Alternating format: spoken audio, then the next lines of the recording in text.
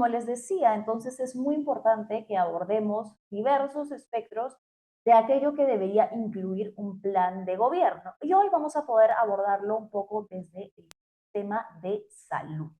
El día de hoy, Juntos por el Perú ha presentado lo que es un nuevo plan de gobierno que converge diversas fuerzas políticas que le han presentado su respaldo a Roberto Sánchez en esta segunda vuelta. Tenemos la primera parte de la primera página de este nuevo plan de gobierno que ya habían anunciado diversos miembros del equipo técnico en estos días previos, en las entrevistas, estaban diciendo que iban a elaborar un documento en el que habían pedido, o mejor dicho, se habían juntado para reunir fuerzas de equipos técnicos diversos y este es el documento que han presentado hoy. Las fuerzas políticas que se suman son ahora Nación, Obras, Primero la Gente, la Alianza Electoral Venceremos y la Plataforma por la Democracia. Ya tenemos conectado con nosotros a Hernando Ceballos, quien fue exministro de Salud y es actual miembro del equipo técnico de Juntos por el Perú. Doctor Ceballos, ¿cómo está? Muy buenas tardes, gracias por conectarse con Fuerte y Claro.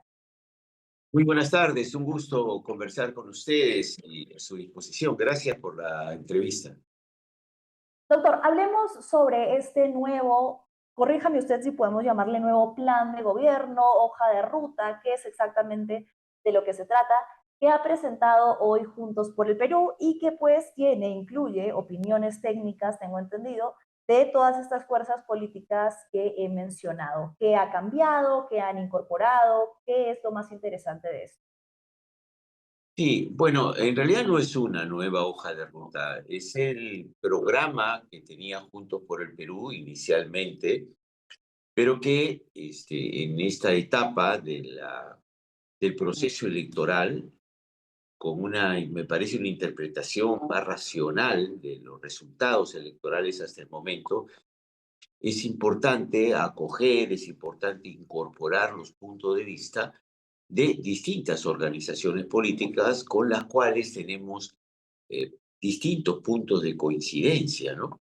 De tal manera de ofrecerle a la ciudadanía en esta segunda vuelta primero un programa que resume, ¿no?, las inquietudes, los puntos de vista de un abanico de organizaciones que coinciden conjuntos por el Perú en tres elementos que para nosotros son muy importantes y que son el punto de partida para afianzarnos en la mayor unidad nacional y buscar un nivel de gobernabilidad mucho mejor que la que hemos tenido en los últimos periodos. Estos tres elementos que han presidido las conversaciones con las fuerzas políticas han sido, bueno, el tema de buscar en nuestro país una mayor equidad, una redistribución de la riqueza, nuestro país que produce nuestro modelo económico con distintas contradicciones, porque seguimos siendo un país primario exportador, pero tenemos que atender necesidades urgentes de la población. El segundo elemento tiene que ver con la lucha contra la corrupción, la necesidad de llevar un proceso político que se gane la confianza de la gente, pero además que no le entregue a los grupos vinculados, digamos, a la corrupción, ¿no?, porcentajes importantes de lo que el país recauda. Y en tercer lugar, pues la transparencia y la participación social en las acciones de gobierno. A partir de allí, tenemos diferentes opiniones. Algunos dicen que hay que acelerar el tema de la convocatoria a una asamblea constituyente. Este, Anuncio que nosotros compartimos, pero hay otros sectores que dicen no, hay que esperar un poco. De todas maneras, esto necesita un mayor debate nacional. Y entonces hemos tratado de consensuar con estas fuerzas políticas y por eso el programa de Juntos por el Perú, yo diría que para este momento tan particular de nuestro país, donde la gente quiere cambios, pero sobre todo quiere un cambio responsable, lo que quiere la gente es tener seguridad de que ese temor que tienen de un salto al vacío, que viene muy asociado también a una campaña, ¿no?, para tratar Sí. de ligar los necesarios cambios que necesitamos en nuestro país a la inestabilidad, al caos. Y entonces, claro, por eso es que aparece un programa para esta etapa tan importante de nuestro país, ¿no? Eso es, en Claro, resumen, los puntos de coincidencia con los cuales hemos ido avanzando, ¿no? llama la atención porque incluso desde casi que la primera página, uno de los temas que se aborda de entrada es la economía, ¿no? Se habla de la garantía, garantizar la estabilidad económica y dice aspectos muy puntuales, ¿no? Habla de la autonomía del Banco Central de Reserva, de la no expropiación, y creo que ese es un poco el cuco, digamos, si que le quiero poner un nombre, o mejor dicho, siendo un poco más justa, una preocupación quizás legítima que, como usted decía, viene no producto de la nada, sino de una campaña amplia y organizada que pretende señalar que Juntos por el Perú va a poner en riesgo la economía familiar, que las personas no van a poder encontrar inversión privada, que va a haber menor disponibilidad de trabajo, de empleo, un poco lo que señalaba el lado opositor en el debate anterior, ¿no? El de equipos técnicos que le señalaba al señor Franque, ¿no? ¿Usted cómo ha visto eso ayer en el debate? Creo que Roberto Sánchez se esmeró bastante en abordar ese temor en múltiples ocasiones. Yo creo que hubieron dos elementos en el discurso de Roberto, que dígase de paso, fue un discurso que venía Roberto consultándolo, no solo con su equipo técnico, sino con distintas organizaciones. Primer tema es alejar cualquier temor que nace más que nada de la confusión artificialmente sembrada, ¿no? Nosotros no hemos dicho que vamos a expropiar todas las empresas, ni que vamos a estatizar todo lo que se nos cruce por delante. Por lo menos no es una intención que entendemos que se puede dar al margen de un consenso nacional y en una circunstancia especial. Entonces, nosotros lo que hemos hecho es puntualizar que hay temas que Juntos por el Perú va a respetar en un gobierno, que tratamos y vamos a luchar porque sea un gobierno de consenso, con la participación, si no es con figuras, por lo menos con la permanente ida y vuelta en el análisis de distintas situaciones concretas en el país. Tiene que ver, por ejemplo, es que no vamos a salir a expropiar, por supuesto que no. Y cuando hemos hablado alguna vez de estatización, estamos hablando de grandes empresas con lo cuales no se pudiera avanzar en un diálogo pensando en los intereses nacionales, pero no es una intención inicial de Juntos por el Perú salir a estatizar empresas, expropiar. De ninguna manera es esa la intención. Y más bien, lo que sí queremos, en algunos casos puntuales, si los hubiera, es conversar algunos contratos que pueden ser mejorados pensando en el interés nacional. Entonces, Eso y es lo lo que cual, genera temor, un poco, digamos, va a respetar aquello que se haya pactado antes entre, por ejemplo, sectores económicos, inversionistas. El tema de los contratos siempre moviliza esa duda. no es que vamos a salir y no respetar contratos, pero sí vamos a insistir en algunos casos en discutir el tipo de contrato, en conversar, si es que entendemos que ese contrato se puede mejorar y está afectando los intereses nacionales y de los peruanos, ¿no? Es decir, esta elección, ¿qué nos muestra a nosotros? Nos muestra una enorme fragmentación. Entendemos que esta elección ha sido dispuesta de esa manera para favorecer a algunos partidos políticos, pero en definitiva es la voluntad del pueblo peruano que no ha votado algún programa que pudiéramos consensuar que es un programa absolutamente mayoritario en el país y que tenemos que marchar con ese programa, sino una gran fragmentación de programas. Tenemos los programas de la derecha que nos gustaría que se acercaran a consensuar también, sabemos que no lo van a hacer, por lo menos en su gran mayoría, y de sectores de centro, sectores progresistas que tienen sensibilidad frente a los problemas sociales, frente a la corrupción, sensibilidad por discutir algunos contratos que ha hecho el país bajo formas que no han sido muy transparentes y han acercado a la corrupción. Entonces necesitamos conversar esto, porque además no podemos cerrar los ojos, hay que adecentar la política, hay que adecentar los manejos económicos en nuestro país. Entonces, pero esto no significa que vamos a poner en riesgo, que es lo que creo le preocupa a la gente, la estabilidad económica, no vamos a poner en riesgo el crecimiento que necesitamos seguir manteniéndolo en el país, pero sí vamos a hacer hincapié en una mejor política redistributiva, que este crecimiento no solo sea para favorecer al empresario, sino también para favorecer al Estado como tal. Necesitamos ir trabajando esa gran posibilidad de modificar el modelo, dejar de ser un país solo extractivista primario, que no tiene ningún valor agregado en sus productos, ni en la minería, donde extraemos rocas y se van así como rocas. No hacemos ningún procesamiento de los minerales que nos permitan obtener más ganancia como país.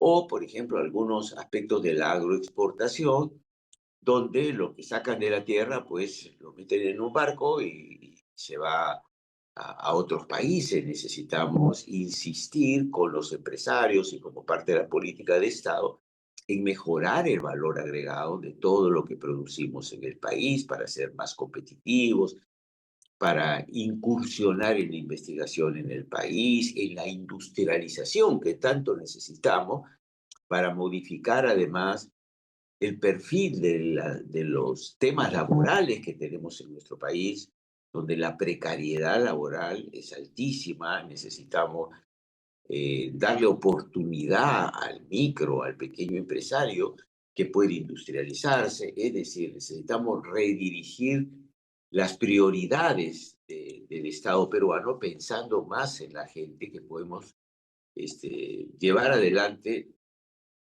un país con mayores posibilidades de derechos para su gente, ¿no? Claro. Porque Ahí surge una pregunta, doctor Ceballos, porque, por ejemplo, parte del plan siempre ha estado orientada a el tema de la recaudación. Y ahí surge un problema anterior al tema de la recaudación, que es la corrupción. Con eso ya me dirijo un poco a usted, al sector salud, que es su expertise, ¿no? Si bien hay aportes de contribuyentes, uno de los problemas principales que habría que revisar antes de este es ver a qué van esos aportes, porque como en casos que usted mismo ha señalado en el debate y de los que todos hemos conocido, muchas veces hay esta tajada política de distribución de puestos en el sector salud, hospitales que nunca se terminan de construir o sobrecostos millonarios para la construcción de hospitales que están ahí a medio hacer, maquinaria que no funciona, etcétera, etcétera. Entonces, ¿cómo ir antes a este problema de la corrupción dentro de todos los sectores, pero en su caso específico, a la corrupción enorme que vemos en el sector salud, como casos del que acabamos de ver, es Salud y el partido APP del señor Acuña y como estos tantos otros ejemplos? claro, este tema de la corrupción tiene varias aristas en nuestro país, ¿no? Porque es una corrupción que tiene que ver con el propio aparato del Estado, que está absolutamente corrupto, que no tiene mecanismos de control. Y el primer mecanismo de control es el control ciudadano, que tampoco existe. Tenemos distribución de recursos a los gobiernos regionales, pero que tampoco en las regiones son utilizados de manera transparente en muchos casos, y de tal manera que podríamos decir que casi un 40% de los recursos destinados a algunas áreas como es infraestructura en salud no siempre se utilizan de la misma manera y hay un altísimo grado de corrupción.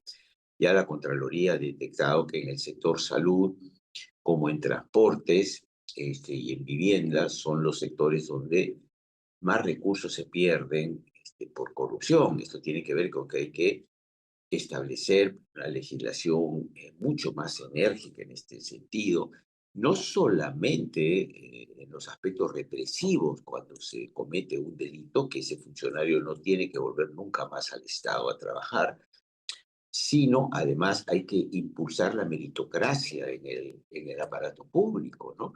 Acá todos son cargos de confianza, en algunos casos son sueldos dorados que tienen que desaparecer, tienen que haber concursos para las diferentes áreas que tenemos en el Ministerio de Salud y la Seguridad Social. La Seguridad Social designa un cargo de confianza al presidente ejecutivo y el presidente designa, porque así le parece, a todos los gerentes de todo el país, sea quien sea, tenga méritos, tenga calificación o no. Eso tiene que terminarse.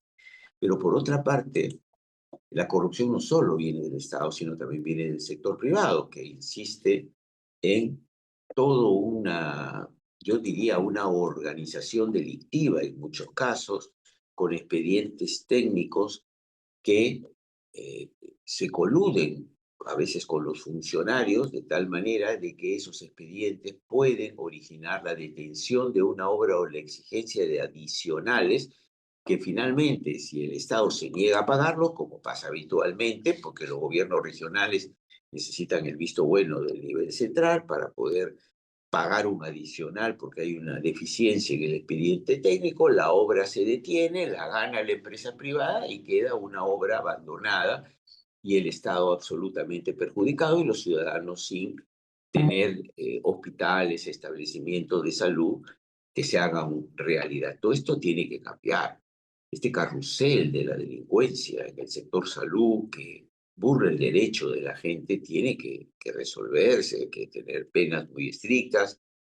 Reitero, es necesario que haya meritocracia para que la gente más decente sea la que ocupe cargos y además necesitamos un elemento que es las veedurías ciudadanas, que Claro. eh, tienen que ir acompañadas de la rendición de cuentas. Los gobiernos regionales tendrían 2 o 3 veces mensuales, tendrían que hacer rendición de cuentas a la ciudadanía de cómo marchan los proyectos y los recursos invertidos con estos fines. Eso no se hace. Tenemos reyesuelos en muchas regiones que hacen lo que quieren y también esto se extiende a una tremenda burocracia en el Ministerio de Salud y en la Seguridad Social.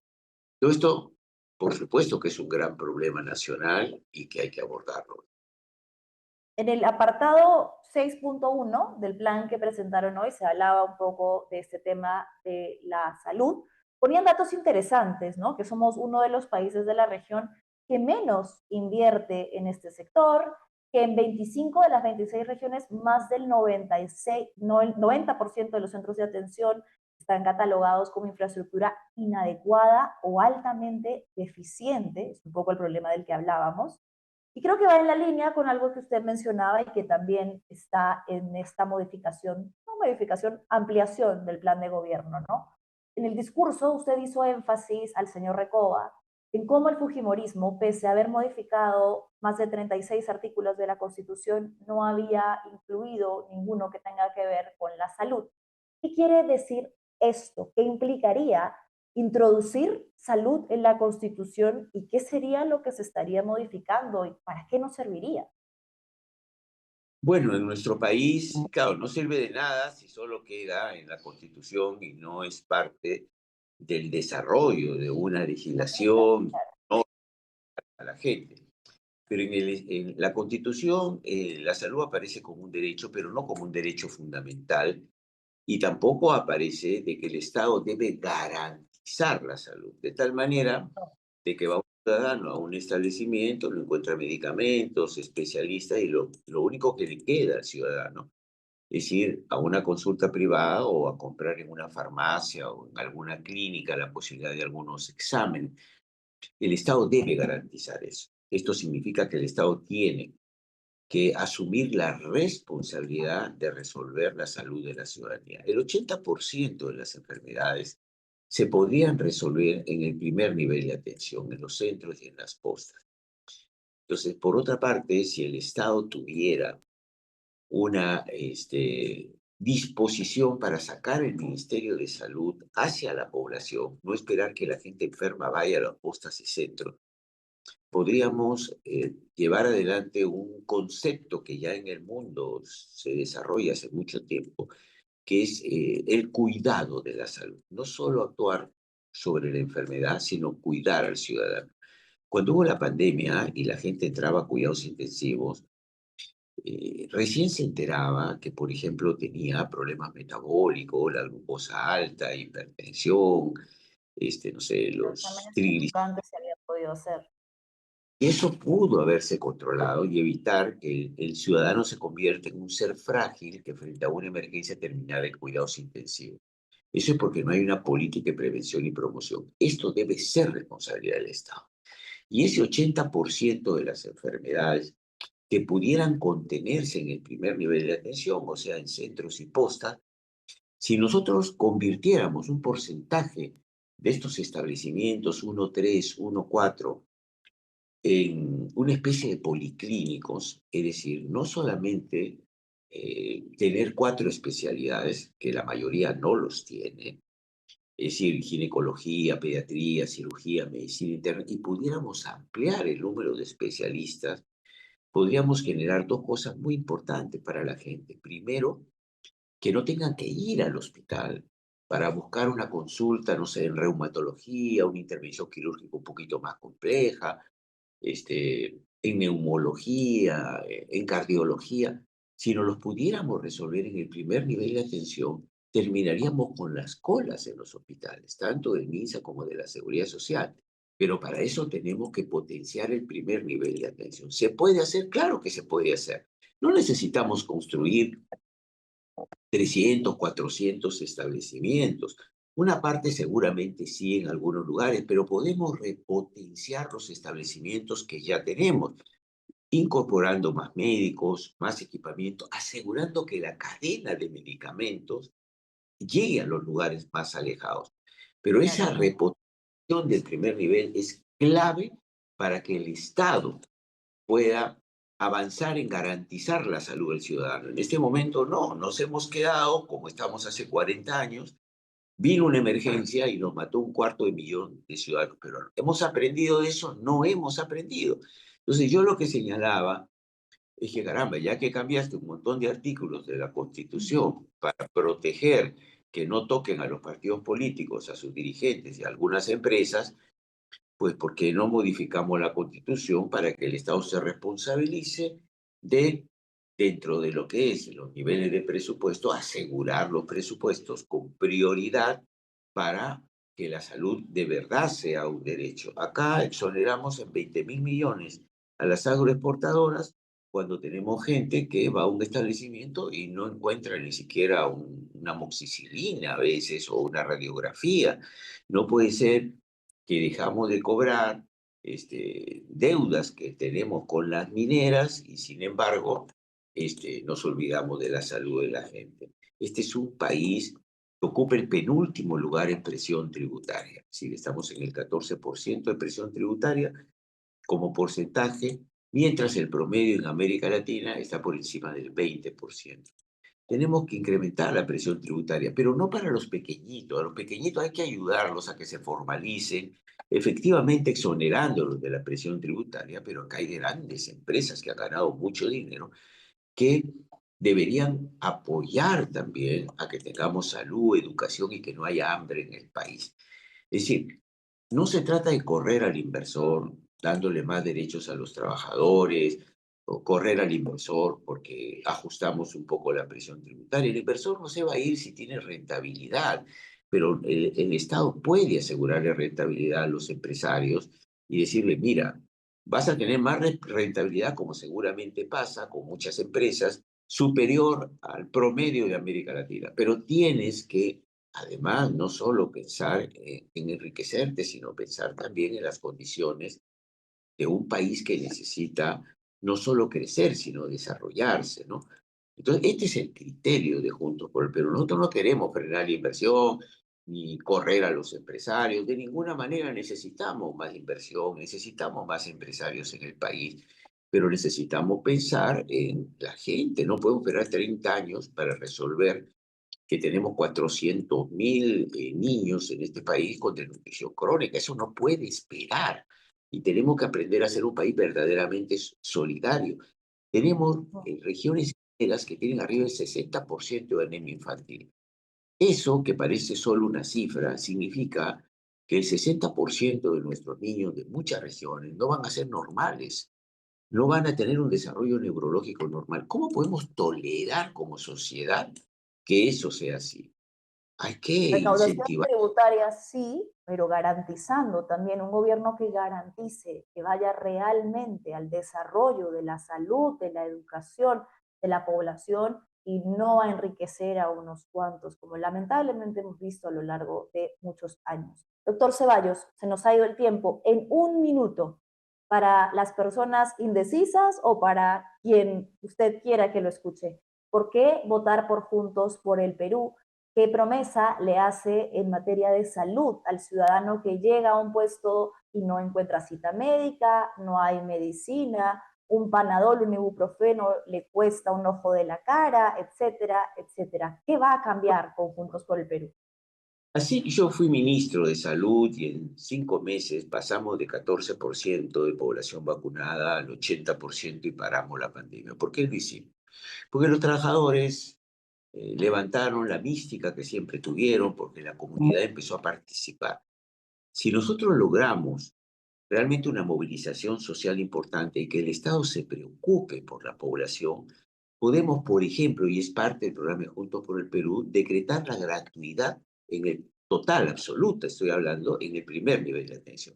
¿Eso es posible financieramente? Por supuesto que es posible financieramente, ¿no? Hay que cerrar la brecha por lo menos para ir acercándonos a los estándares prepandemia, que de 8.000 millones anuales. ¿Se puede hacer? Claro que se puede hacer. Entonces, ¿qué es lo que planteamos? En el primer nivel de atención tiene que haber gratuidad absoluta, tanto en el MINSA como en la Seguridad Social, para toda la gente. Pero la gratuidad no solamente tiene que estar en el papel, entonces significa que hay una política de recursos humanos, hay que tener más profesionales y trabajadores de la salud en los establecimientos, hay que dignificar a esos trabajadores y esos profesionales porque necesitamos que traten mejor a la gente, que este es otro tema, la empatía en los establecimientos de salud, pero necesitamos avanzar en los nombramientos. ¿Se puede? No se puede. ¿Podemos en el Perú fabricar medicamentos? Claro que podemos. Lo que pasa es que aquí han habido arreglos y siguen habiendo arreglos para favorecer algunos monopolios farmacéuticos. Entonces el Perú no produce ni siquiera una aspirina. Eso no puede ser, ¿no? Entonces, hay que trabajar la industria de medicamentos, hay que fortalecer la Dirección General de Insumos, Medicamentos para un control sobre los medicamentos que consumimos. Ya nos ha pasado esto y hay que avanzar en la telemedicina.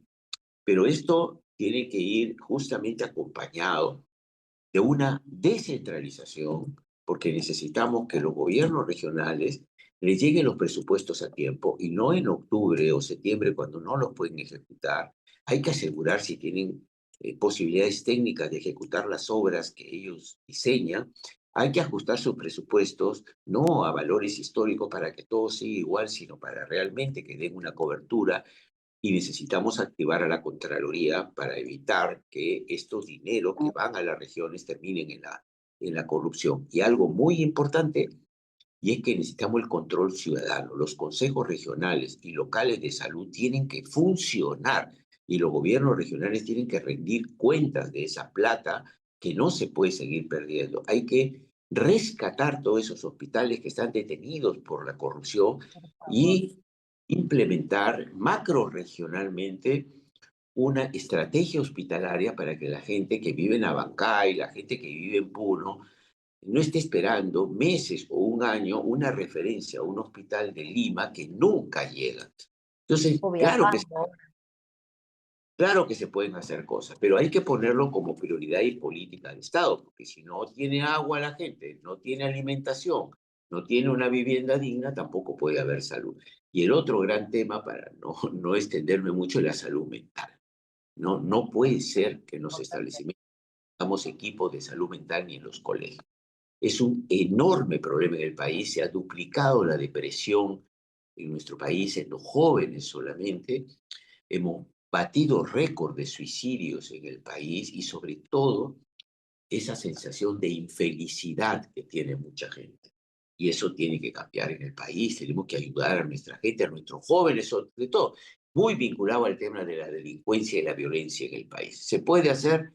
Se puede hacer, no lo va a hacer un ministro solo, hay que hacer una gran convocatoria nacional, hay que hacer una gran movilización nacional, pero la verdad que nos merecemos vivir de otra manera, con una salud que esté al alcance de toda la población, sobre todo el cuidado de la salud. Sí, por supuesto, y ver la salud como un cúmulo de elementos que usted mencionaba, ¿no? Tener vivienda digna, acceso al agua, alimentación, salud mental, etcétera, etcétera. Doctor Ceballos, muchísimas gracias por su tiempo. Ahora sí, pues ya nos hemos ido volando del programa. Nada, veremos los resultados el domingo. ¿Van a estar transmitiendo desde el local de votación? Eh, ¿Van a estar juntos en algún local de Juntos por el Perú?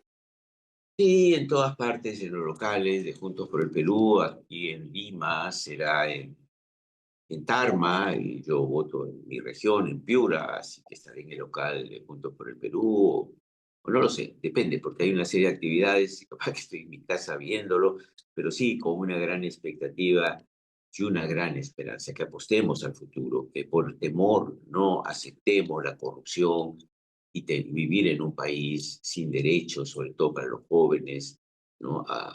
Que nos han dicho que tenemos que aceptar trabajos precarios de 2, 3 meses. Los jóvenes tienen que ser rebeldes y tienen que apostar al futuro, un futuro responsable, pero un futuro al fin, un futuro con progreso, con una juventud, sobre todo que tenga posibilidades de explotar todas sus potencialidades y no como ahora, ¿no? Que se Bien, muchas frustra, ¿no? gracias, doctor Ceballos. Le agradecemos mucho su tiempo. A ustedes, muy amables, gracias.